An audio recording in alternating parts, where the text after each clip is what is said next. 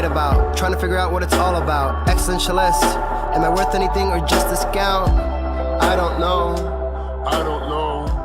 I don't know.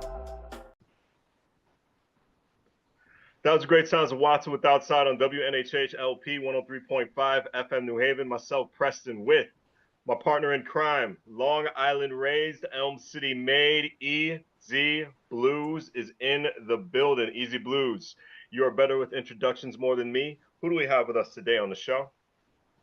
Ladies and gentlemen, introduce. Now, I want you to put your hands together. Now, here's the deal. When you have those certain type of problems, those problems that drive you absolutely crazy, those problems that are so interlaced that you don't know what is a 1 or a 0, there are certain people you need to call. There are certain people that are out there that can make things better for you. There are certain people who you probably don't necessarily want to hang out with and want to make sure that they're wearing very, very, very, very much of the deodorants. This man proves that wrong. For so long, people were afraid of the word nerd or what a nerd could be. Oh, yeah. We're going to make sure, yeah. But this man has put things together to show you exactly what it's like to be a cool nerd. And this is the man you definitely want on your side when your computer crashes, when that website fails, and when things are just not going in the proper direction. I want you to put your hands together, not if you're driving. If you're driving, please keep your hands at 10 and 2, because we don't need any accidents. But mentally, put your hands together for the fantastic, the amazing, the incredible Belito Garcia. Welcome! Wow, that was a very, very nice intro. I like that. Yeah, man. So, we put the cool in the nerd.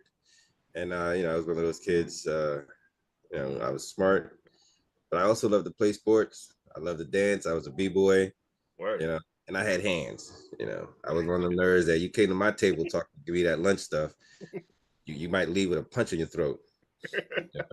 That was me. And they were just like, that kid is crazy. But they knew that I got stuff done on both sides of the pen per se, Yeah, so it's great to be here. Thank you. I feel like I need to put my radio voice on it. Hey, welcome everyone. This is Belito Garcia, your cool nerd. It works. It works. Now, here's what's super interesting. How did you evolve into the tech and technology aspect of things, where you're getting into more IT and website design? I guess it was just evolving with time. In the 80s and 90s, it was more digital analog stuff, where VCRs and DVD players, when they were becoming, getting popular, and just wanting to know how everything worked, that I would take them apart and figure out, okay, how does this DVD work? How does this VCR work? And for some people, they probably don't know what the heck I'm talking about right now. But I was that kid that took it apart, and I built my first radio when I was like 15 or 16 years old. Wow. I ordered a whole radio kit just to learn more about the motherboard and the transistors and the diodes and resistors and all those things, how they work. And so I just bought a kit and got me a soldering gun, and I sat in the basement the whole summer just putting it together. And really, it didn't take me the whole summer, but I spent most of my time building my radio. I didn't even go outside, because normally in the summertime we went outside to play football, basketball, and all that stuff. But once I got my kit, I was like, I'll see you guys later.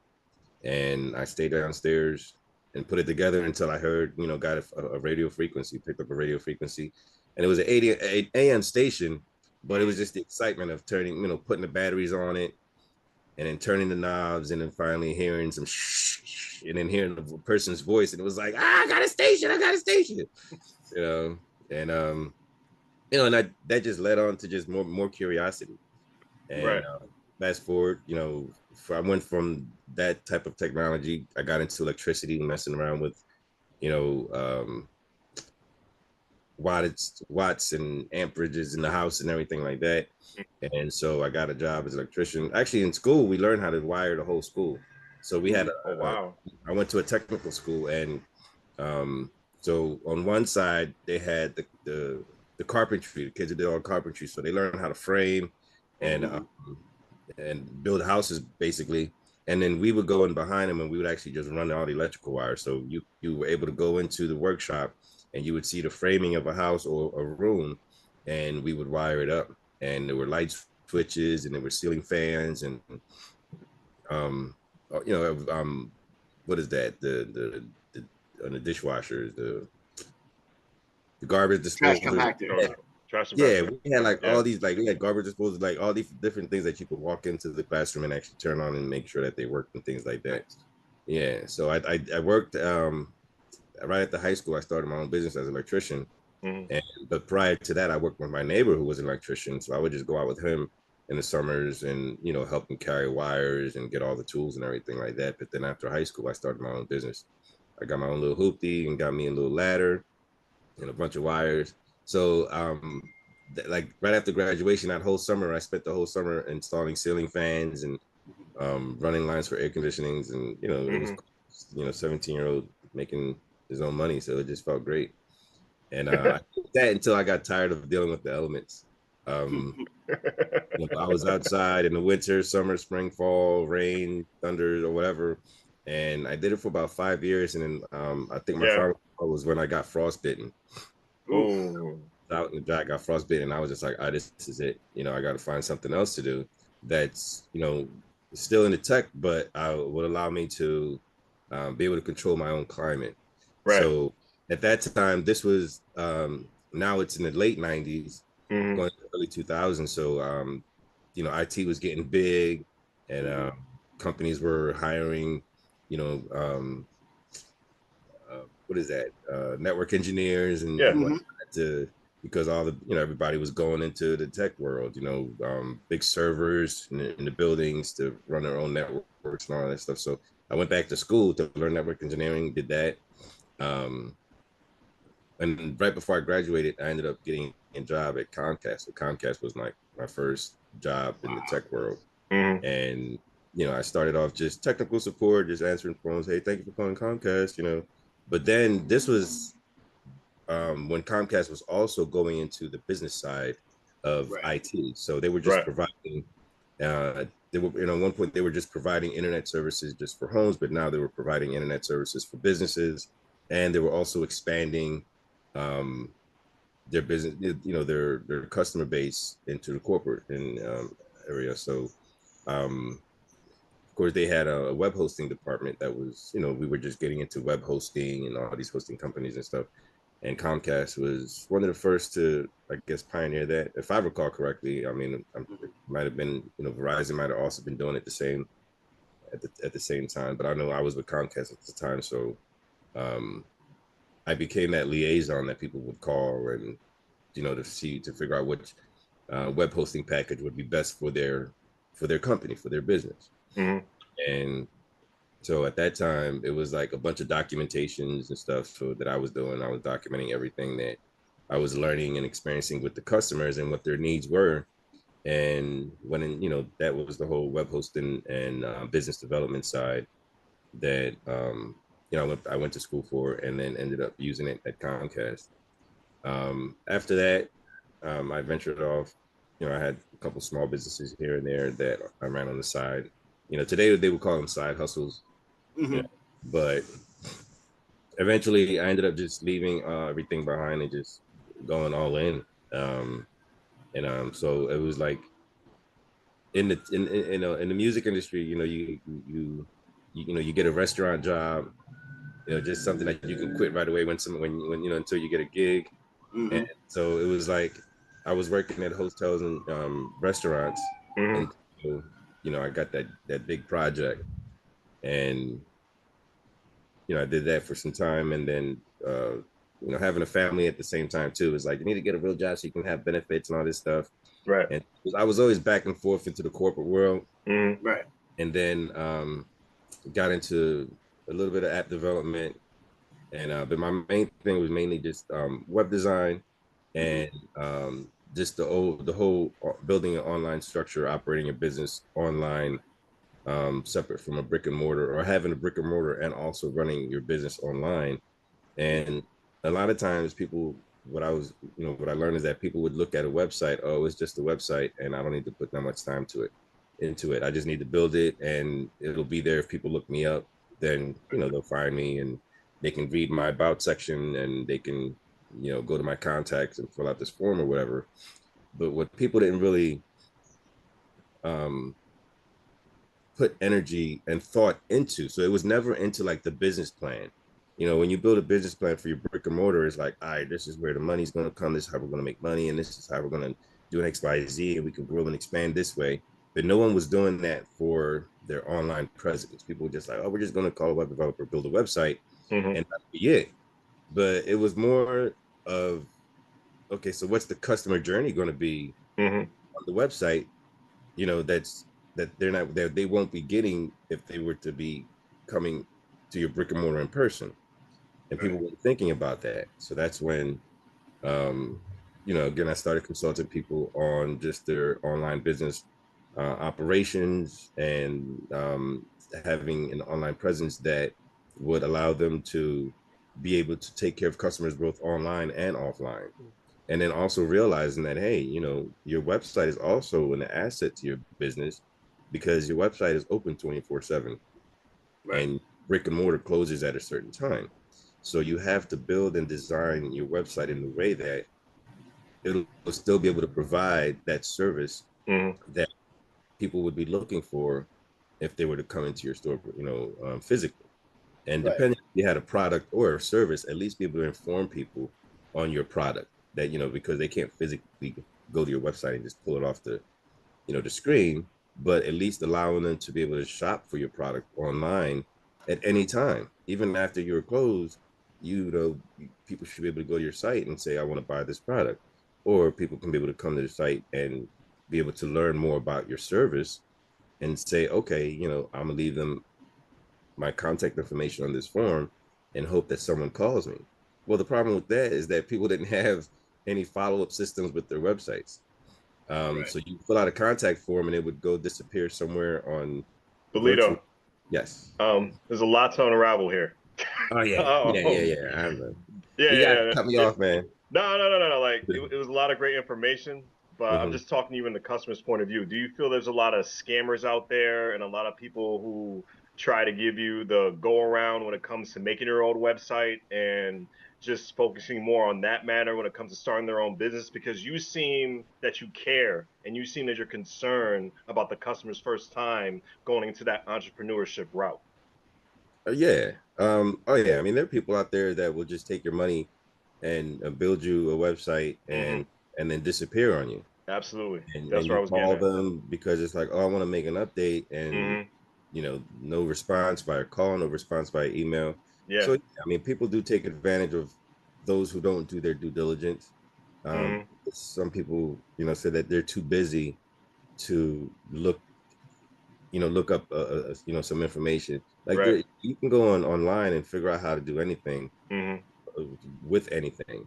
So if your website is on WordPress, you can go to WordPress's website, WordPress's YouTube channel, and if not, you can just go to not even Google, just search on YouTube how to update the freaking image on WordPress, and you'll find thousands of videos that other people have posted on how to do it. But some people claim that they're too busy to do X, Y, and Z, and then they get burnt. Someone was like, oh, I talked to someone before, and they paid someone a nice grip, and only found out that the person built their website on Wix. Like, yeah, you paid this person $3,000, $4,000, $5,000, and they built your website on Wix, and then they disappear on you, and the website looks like trash because they used the cheapest template that they could find, and just threw your logo on there and put your colors on there and told you that your website was done, and then they disappear on you. Or if you want more information, give you a couple more dollars more, have a premium package, a little $10 more a month, and we can provide these services for you. It's all robotic. Yeah, and I mean, the thing was, I tell everyone, if you're going to get into anything, get a consultation first. Consult with someone in that profession that's going to allow you to be able to make a well-informed decision. Because if you just jump right in and say, okay, I'm just going to call a web developer, or my car is messed up and I'm just going to go take it to, AutoZone. I'm going to get the parts myself, Right. then put it on myself. And it's like, no, like, why don't you go to a body shop, someone who actually Yep. works on cars, and have them just give you an audit, let them run your, a check on your car. And Mm-hmm. then they can tell you, okay, you're backfiring because of this and this and that, whatever. You need spark plugs, you need this. I've had people, man, so a lot of systems, including Wix, like they've actually, they're working on upgrading their system, but they make it so that you can actually build your website on your own, Mm-hmm. which Mm-hmm. is great. There's nothing wrong with building your website on your own. It might save you time, it might save you money, but will it save you the headache of, trying to make sure that all the components are there from, because it's more than just the website. Mm-hmm. It's the whole customer journey. When they come to your website, do Mm-hmm. the colors on your website represent your brand? Yeah, You know, of course. does your headline, does it match what your offer is, Mm-hmm. in your brick and mortar store? So Mm-hmm. a lot of times people will just throw on anything on their website without really consulting with someone who understands who is your target audience, because people are like, well, everyone's my target audience. Oh, okay. Right. So Well, see that's so super interesting because I love that answer. Like everyone's my target audience, but the better you can get, and that's why it's called a target audience, the audience in which you aim for, and the more specific Mhm. you can get there, Yeah, then you have the rule of 10 outside of that targeted audience. That targeted audience is really what's going to bring everybody else into right. the actual play. Yeah. And how do you focus on dealing with the target audience? On WNHHLP 103.5 Woo! FM New Haven, myself, Preston, and my partner in crime, Long Island raised, Elm City made EZ Blues. Belito, all Yes. you. Smooth. All right. So your target audience basically is, who do you want to work with? Mm, Mm, Who do you enjoy working with? And once you figure out and decide, okay, I like working with these groups of people. I might enjoy working with doctors. I enjoy working with, people who own gyms and fitness centers and things like that. So that's your target audience, and then you build your product and your service around whatever issue that you can help resolve for that target audience. If, for instance, you love working with doctors, and their pain point is that people don't keep their appointments, then you come up with a solution that will help those doctors better manage their appointments. right. And so if you can make, help doctors better manage their appointments, and they become successful and retaining more of their customers who schedule appointments with them, then guess what, just because you targeted down and narrowed your target audience to doctors, other people will see, well, shoot, if he can do that for a doctor, then what could he, maybe he can help me, because I'm a Mm, barber. I'm a barber, and I right. have people that schedule, an appointment to come get their hair cut or their beard mm, trim, whatever, and they always, come in late, or they forget, mm. so maybe I need to talk to this guy and say, hey, listen, I know you work with doctors, but I'm a barber. Can you help me with my calendar? Yeah. You Right. know, and then the word just goes around, because now you focus on one group of people Mm, or one target audience, and you show that you know your stuff, that you can help this group of people, you know, um, with their scheduling and maintaining, higher show up rate on their calendars. Then yeah, other people are going to want to work with you. It's just like if you say, listen, I work with BMWs, and I take them apart and I rebuild them and this and that, whatever. So yeah, so someone with the Ferrari might say, well, listen, if you can do that to a BMW, maybe you can help me out, and I Right. don't need a full build out. I just need to change my spark plugs or whatever, and then the other people will come, and things will trickle in. But some people think that because if they narrow down their target audience to just one mm. specific group, that they're going to lose all these other customers. And it's like, well, if you were to get all these other customers, now you have to cater to each different niche. Like if they're all Mm-hmm. different niches, like if you're dealing with doctors, and then you're dealing with you know teachers, and you're dealing with brick and mortars, and you're dealing with corporate, and then you're dealing with the party planners. And so that means that your package, the way you package yourself, you're going to have to be able to articulate what it is that you're good at, Right. that what it is that what problem you're solving on your website, so that when people go there, they know exactly what you do. But you have to go into or looked at someone's website or looked at someone's resume, and they're like, yeah, I'm a web designer, I'm a graphic designer, I'm a plumber, I'm an electrician, I also do this and this and that. And it's like, well, okay, so what are you really good at? Yeah, no, that's one of the key things, and I love that you brought that up, because I'm a big follower of Miyamoto Musashi and the Book of Five Rings, and you need to master a technique before you move on to another technique. Yeah. You need to master, and that when we talk about it on the show all the time, the 10,000 hours it takes to fully master something. You Right. have to put in those 10,000 hours, and you can't just put in those 10,000 hours of just being a fantastic person, because if that was so, I would already be rich and famous. Right. But unfortunately, you actually have to have a skill. Yes. Yeah. And that skill can just be talking to people. Mm-hmm. Sure. If you're really good at talking to people and helping people just simplify things to layman's terms where everybody can understand, then maybe you could just be a consultant, you could be a coach, you could just be a motivational speaker or a public speaker, because that is your skill, is speaking. I consulted with so many people, and they're like, man, I just don't know what to do, this and that, whatever, and blah blah blah blah blah. And then I listened to them, and after like half an hour, I'm like, oh, well, you know what, you seem to be real knowledgeable in this. And they're like, oh yeah, I love talking about that and this and that, whatever. All right, well then just start talking about that. Mm-hmm. And then have people pay you to come out and just talk about that. Right. Because there are people who, I mean, I'm sure you guys know there's something for everyone out there. It's true. Mm-hmm. And no lie in that. Mm-hmm. yeah. So all you have to do is just stop looking outward and look within.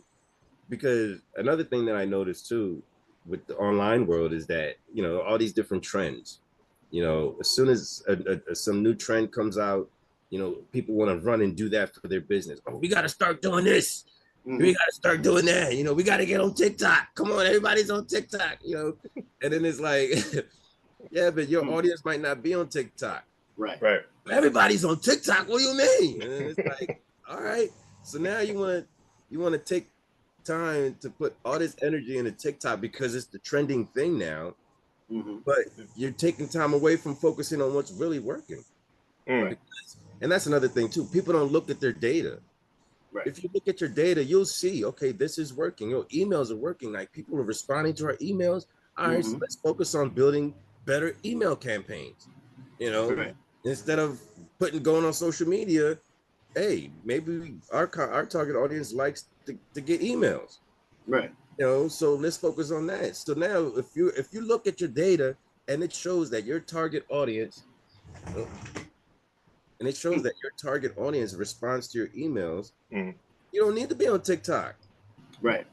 So why are you following the trend of being on TikTok and then realizing 3 months later that our numbers are going down? We don't know why. Right. Yeah, because people are waiting to get your emails, but you're too busy shaking your butt on TikTok. Right. And that's one of those keys, is you have to know when to expand those type of aspects. We're not saying don't go on TikTok. We're not saying any of that. We're saying pick your spot. Reinforce what's working for you. Make that solid. And once that hits 100%, then take the time to go and explore different avenues like a TikTok or an Instagram or the Reels or the YouTube Shorts. There's 1.5 million ways to do that, but get really good at one thing first. So you know that while you're experimenting with the other things, you're still eating. Right. Yeah. And that seems to be like, it's, I don't know, some people are just difficult to get them to, because they never have enough time. That's their excuse. Oh, we don't have time for this. We don't have time for that. All right. I don't have time to sit down and look at my data, but you have time to sit there and try to figure out how to do a TikTok video. Like, you're going to spend an hour on your phone trying to put these, cut this video and cut that video and then merge this video, merge that video, and trying to get the this and that right. Like, you done wasted all this time. Right. And all you probably had to do is just put up a post on TikTok saying, hey, listen, I have this incredible newsletter about, X, Y, and Z, and, click the link and join. And yeah, that person on scrolling through TikTok might say, oh, look, whoa, they have an incredible newsletter. Okay, I love newsletters, Right. And now you're just growing your audience because you're not on TikTok saying, hey.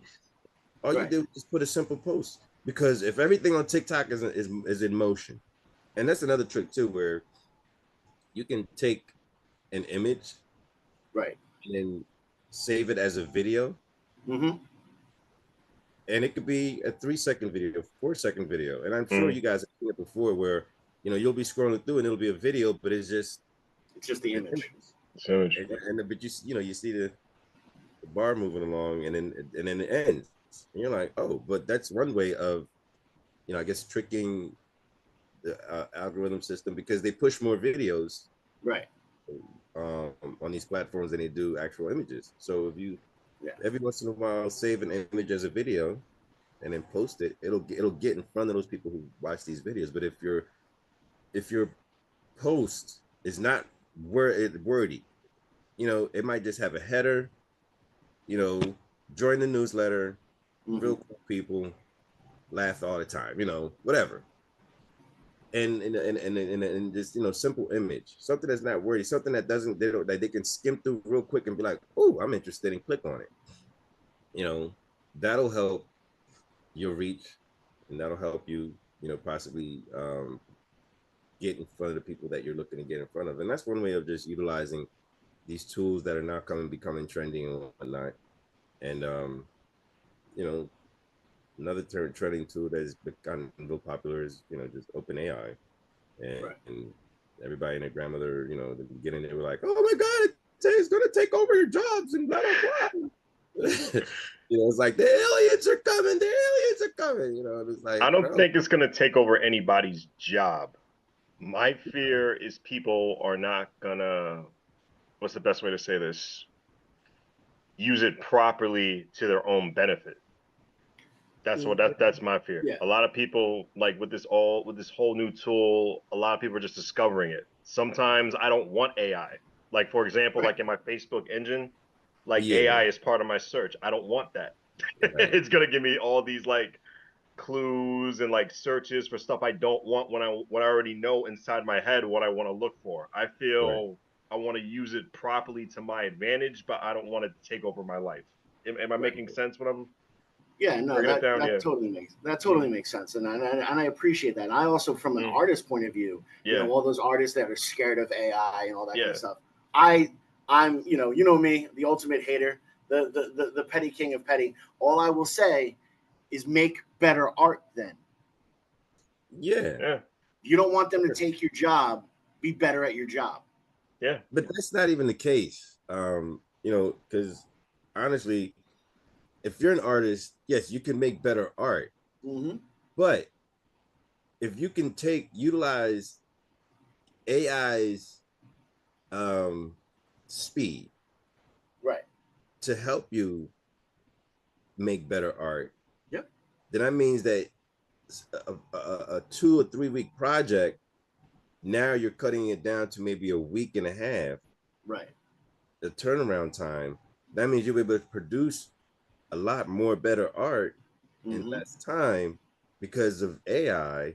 Then if you don't embrace that, then the people who do embrace it, they're going to be able to produce a lot more than you in less time, while you're still taking 3-4 weeks to create this piece of art. That you're going to feel like everyone's, flying past you. And it's the same thing with writing. You know how, like, when you write, you just write down ideas. You're writing down different thoughts. Okay, this, that, whatever. You're writing down. There's no specific order. There aren't any. You're not looking at punctuations and all that. You're just writing your thoughts.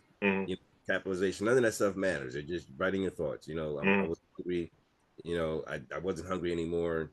I thought I wanted to take a nap, and then I had a burst of energy. You just start writing, and if you could take those ideas and say, "Hey AI, these are some of the ideas that I had. Can you now create me headlines using these thoughts that I've written down Right. for a blog post, for an Instagram post, for a Mm. LinkedIn post. You know, now AI can look at everything that you've jotted down, and it could be a 2-3 pages worth of stuff, you know, just ideas that you wrote down. But now AI can take that and compile it within seconds and give you possible headlines using those thoughts and ideas that you wrote down. So that's one way of saying, you know what, I'm going to use AI to do all the hard work for me. It's like having your assistant, you know, and you're like, hey, assistant, take this and come up with some crazy headlines. Now Mm. the system might take you, they might take that whole day or the weekend. If it's Friday, they you know, they might take them the whole weekend. They'll come back Monday and they might have like, you know, 3, 4, 5 good ones. But instead, you're telling, hey, you know, AI, you're making AI your assistant.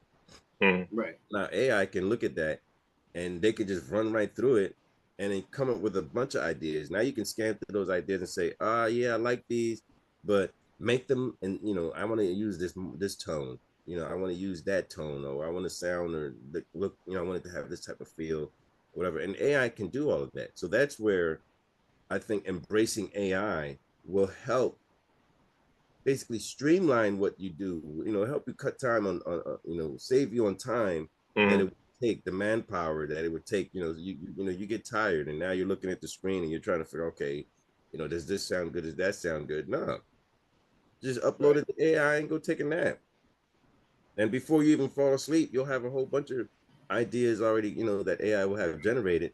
And now if you're a really good writer, you can look at those headlines or you can look at those titles and say, you know what, wow, and now your brain can just start really Right. going because you're not under the stress of, I got to figure out this headline, you know. And some people, they write, Mm-hmm. have all the content. So what I'm getting out of this, do you feel AI will be the death of writer's block? um I think it can help with writer's block, Mm.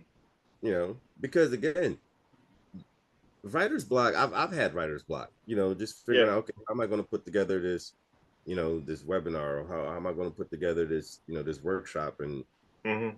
just trying to think, okay, you know, all right, what's next, what you know, what are going to be the, you know, how's the lesson going to flow, Mm-hmm. and how is each module going to look like. Now, you know, I can ask AI, like, listen, I'm trying to put together a workshop or a course, and I want to have 6 modules, and you know, the X, Y, and Z. And AI Mm-hmm. will be like, oh, so you want something like this. Now writer's block is gone because I'm like, oh shoot, look. Right. Yeah, just, you know, this is great. You know, oh, I love this title. I love this, you know. Oh yeah, matter of fact, I didn't think to you, this workflow looks better than what I had, you know. Right. Mm-hmm. And because you can tell I want it to be engaging, you Right. know. I want people to engage, and then AI will say, you know, will respond and say, well, you know, to make it more engaging, because AI is looking at all the data that it has learned from, Mm-hmm. and it's putting it all together and saying, hey, listen, based on all the data that I've looked at, because it's learning every day from, you know, millions of people using Mm-hmm. it, and it can tell you like, yeah, you know, this works and this doesn't work, you know. Right. And yeah, I think it can definitely get rid of writer's block, only if you know, if you use it properly. Your thoughts, my musician partner in crime, my broadcast partner. Well, I think I think it's super interesting, and I sit on both sides of this issue, to be honest with you, because Yeah. I love AI. I think the people that can write the AI are artists themselves, and I respect their art. I respect how artists can use it. You know, I can't be not a fan of AI and a fan of Nine Inch Nails. You know, Nine Inch Nails brought a different type of technology to the music itself, added these different things by adding the computer and adding all these process sounds and all that. So I can't not be a fan of AI, but I also am a fan of the handmade, because there's nothing better. And it's funny because David Bowie actually said it. Like, no Mm. matter what, no matter how technical we're going to get, you know, as a society, you're still going to want to go home and touch something that's wood. And that's what real art is. Real art is that wood that you can go touch. An acoustic guitar and a voice is that wood that you're going to go touch. You know, a microphone and an MC is that wood you're going to touch. You know, that's kind of like where I look at it as. And like for me, when you have these other people that can use the AI the way and definitely use it, I'm a fan of it. If it's going to make your art better, if it's going to make you do something creative, then be creative. I don't care how you do it. But I'm also someone who will wait 6 weeks and will pay top dollar for that handmade thing that is a one of a kind and will always be a one of a kind. And whether that be a book or something like that. And like I technically used to use AI for writer's block anyway, where I would take, a song. Yeah. Then I would take the lyrics to start off with the first couple of lines from, say, I don't know, Juicy. Mm-hmm. And I would rewrite the song from that point of view. But that was just ways that I was challenging myself. So I love I see where you could use AI for that kind of stuff. But I also am a fan of the going home and touching something that's wood. Yeah, I mean, again,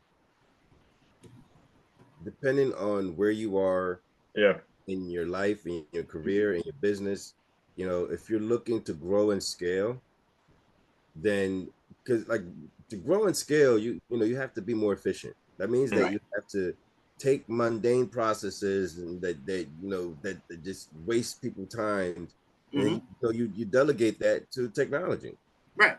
And for instance, like right now, a lot of businesses are using the AI chat. And, it went from just having a regular, people just having a regular chat bot on their website where you type in a message and they just regurgitate whatever is saved on the FAQ that, and the chatbot can then repeat those questions. I mean, those answers to you. But if you asked a question that wasn't in that FAQ, then that chatbot was no good. Now you have to wait for someone physical to actually jump in and say, hey, I saw your last message or whatever, this is how we can help, or this is what we should offer or whatever. But now you have these AI chatbots and they learn your business, and it's just like training a new employee. You give it the employee handbook, they read the employee handbook, you give them the frequently asked questions, they read that, you give them a little history of the company, this is our about, this is how we got started, and this, that, whatever. And the same information that you would take to an actual person to train for your business, you give that same information to AI. And then AI will improve as the more it engages with people. And so you can use you go from this just a regular chat bot to now an AI chat bot that learns more of your business, probably more about your business than you do.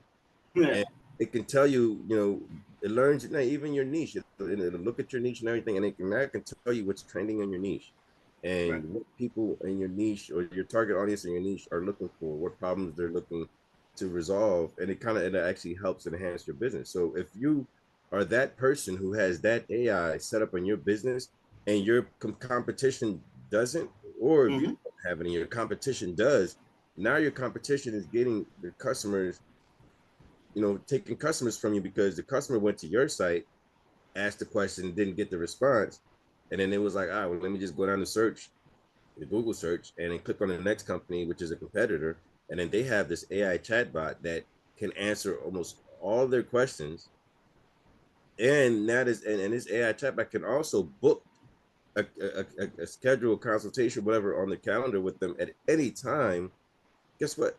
That company is going to grow and scale because now if their revenue is 100,000 a month, and now it's 120,000 a month because they just took a couple more of your customers because they're just implementing this new technology, which allows this AI to engage with their customers and keep their customers engaged. Yeah. I love this. I love this conversation because this is a conversation that is literally a tale as old as time. Anytime there's been some sort of progression in technology, how does it affect art? And you can look at the art aspect of it as it's those moments of mundaneness that can create the art, and that is one of those things. And I've heard every argument on the point, and I love every aspect of it. And I'd never ever think that AI is something we should fear. I just think No. as artists, we should always be better, and we should just make better art as artists. That's an artist thing. On As WNHHLP 103.5 FM New Haven, myself, Preston, and my partner in crime, Long Island Rays, not Long. I need does not AI to rain. help me with the tag on Preston and Easy Blues. My goodness. Belito Garcia is with us. We have this great conversation about AI and just the future of existing in this everyday world when it comes to technology and creating. It's been really fun and exciting to talk about this. Oh, go ahead. Oh, well, what I was actually going to finish saying. Yeah. What I was actually going to finish saying was, I think for business, I think it's incredible. And anything, look, me, business to me is all a hustle, and if you need to out hustle that other person, and by taking those mundane tasks away from you, you're out hustling that person. So, for business, I do it. Use as much AI as possible. Get that leg in the door. Get that shoulder up above the competition. I totally agree. As artists, make better art. Yeah, I mean, the one thing I wanted to also mention is that we've been going through different changes in technology forever now. Yeah. And every time a new piece of technology came along, people were against it, like, oh my god, like before it was just like, what is that? The machine that the fax machine. No, remember in the telegraph. Yeah, it was a telegraph machine. And from the telegraph, I'm sure we probably went to telephones, and now you can actually call somebody instead of like then I'm sure that when the telephone came out, it was just like, what? You want me to talk to someone who's not even here? And like, that sounds crazy. I can Face ID. Face ID. Everybody was crazy about the Face ID. It was going to be like the worst thing in the whole world. They thought scam, and then now everybody's using it to pay and just move on with their lives. Right. It makes life easier. When the television first came out, or not even that, when the radio first came out. Yeah. People was like, what does that sound? What kind of witchcraft is this? What is this noise? Who is this man talking to me through this box? And it's like, oh no, it's just the radio. A radio. Then it's the television. And it's like, who are these little people in this, in that box? No, it's television, and it's like, then the computer comes out, and then it's like, what is that? What are you carrying around? Then the cell phone, so it's like, we've always been evolving in technology, and now it's just, and I'm sure they had the same conversation that we're having now about the cell phone, about the radio, about the television, and guess what? Those tools and those machines, they've been around for like 100 years now outside of the computer. Well, no, I love how you brought that point up, and I love how you brought up the cell phone aspect of it, because now you've got full-length movies being shot on an iPhone 15, because iPhone happens to be superior in that type of aspect, no matter what other people will say. I think that's debatable, but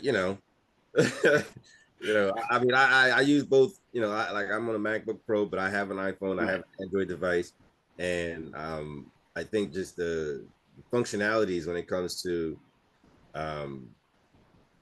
just the quality of the video. I think it's debatable on who has the better quality camera. But, I mean, like I do use both, and I tend to sometimes lean more towards. I guess it depends on what I'm trying to capture. Right. Go towards the Android, or I like the cinematic feature on the iPhone. Right. Which is just like, it's beautiful. And then if you have multiple moving parts, you can just focus the motion on that one individual, and wherever they go, it just keeps the focus on them. I love that feature. I don't think Android does that, but I mean, it's just like, some people love Toyotas and some people love Hondas. Yeah, true. No, exactly, and that's one of the things that I think is, like I was saying before, this is a conversation that is a tale as old as time. The minute the pencil was invented, it changed art. It went from scribbling on the walls to putting it on.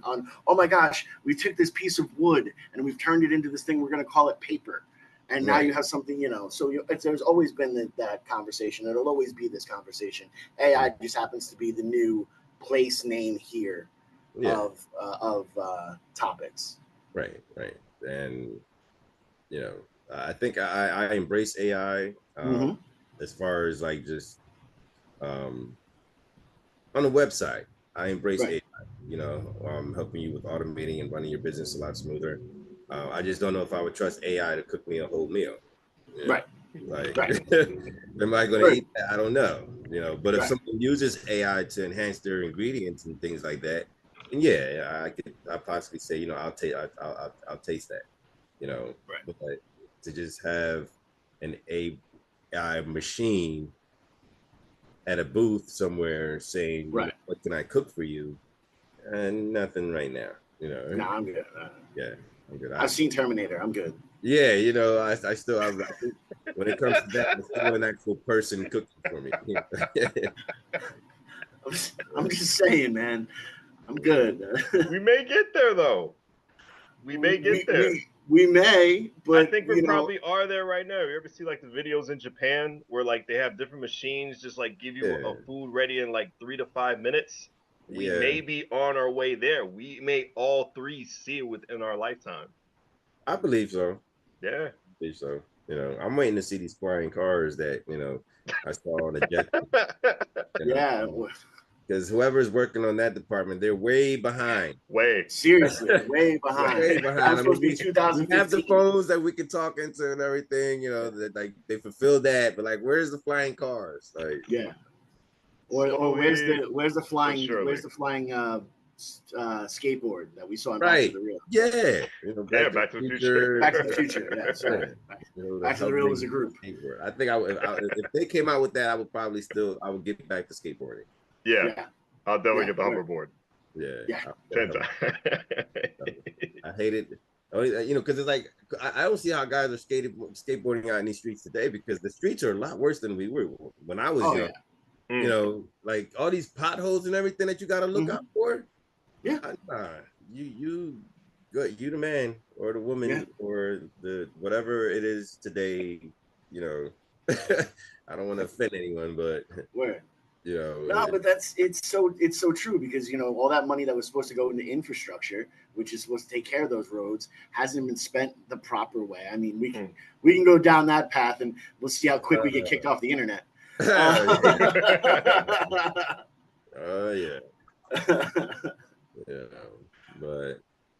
I mean, it's just, I think this is a great time to just to see how things are evolving, and what new technologies come, because like everything is AI right now. I'm looking at my screen and I have an AI companion, and I'm like, oh well, what does I'm tempted to click on it, like, okay, what kind of companion is this? Like, what do you do? I'm sure it's probably like what it's doing is it's going to transcribe our meeting at the end of the day, and even speaking of transcribing, now we can shoot a whole video. It could be an hour, 2 hours, whatever. And at the end of the video, you'll have a whole transcribed. The whole video will be transcribed for you. Wow. Yeah. No, they actually we've been using it for a little bit of time, and we get the notes back. Like, okay, at this hour we spoke about this. At this hour we spoke. About that. That's true. Yeah. To see those breakdowns has been really interesting. Also, to see like how the AI is not really great with my language, the way that I pronounce words. It sometimes quotes me pretty poorly. I'm not that I'm calling you out, AI, but I'm calling you out. I think that's everybody. It's just the way how we enunciate our words. They're just trying to pick up every syllable, and it turns out into the word that we didn't say in the first place. Exactly. So that's not just you. It's just everyone. Everyone deals with that. Well, it also depends. I can call out AI anyway. Yeah, but it depends too on what version of AI this system is using, because I know with the new version of OpenAI, that version, the which one? Where we at now? We're at with so many directions with this. Well, forget where we're at with that right now. To be honest with you, they're about to pull the Apollo curtain on us, and we want to give this time for people to get to know, you? How can they get in touch with you? How course. can they support you? How can they support your growth?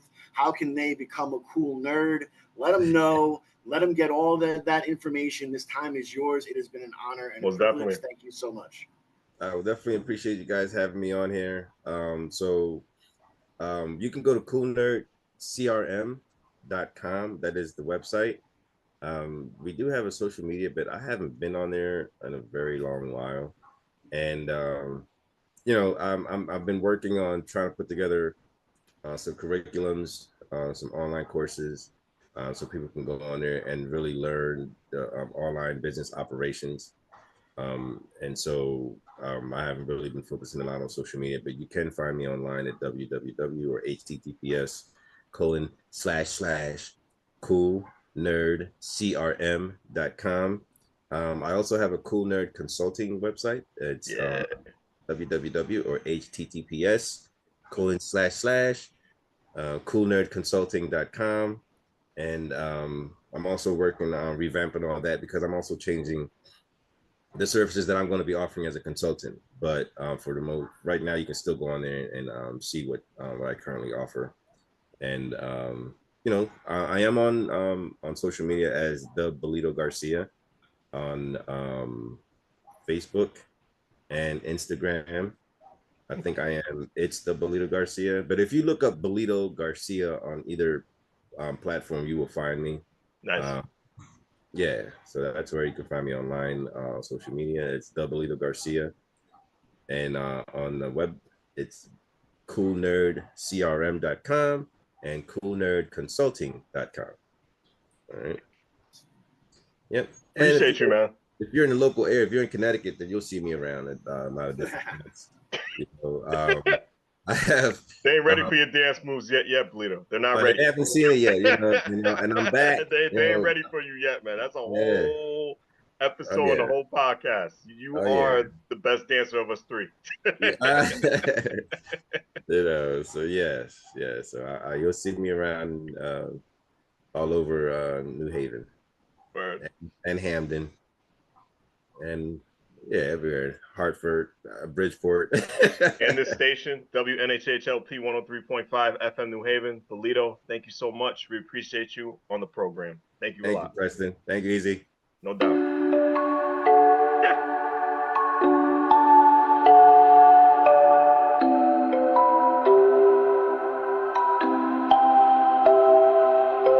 Wondering what to write about, trying to figure out what it's all about. Existentialist, am I worth anything or just discount? I don't know.